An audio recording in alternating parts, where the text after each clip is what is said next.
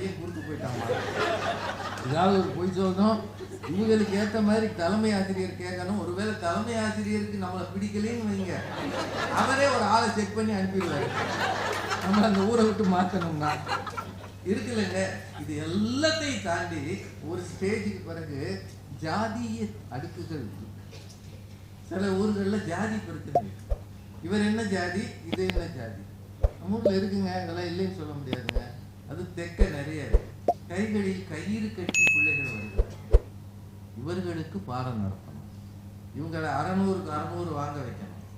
School district, school first, district first, state first வாங்க வைக்கணும். சாதாரண வேலைங்களா இது? சொல்லுங்க. இவ்வளவு செஞ்ச பிறகு சாயந்தரம் வீட்டுக்கு வரும்போது நின்றுக்கிட்டே வேற பாடம் நடத்தணும். உட்கார்ந்தா வந்துடுவாங்க, பயலுக்கு முதல்ல போயிடுவாங்க.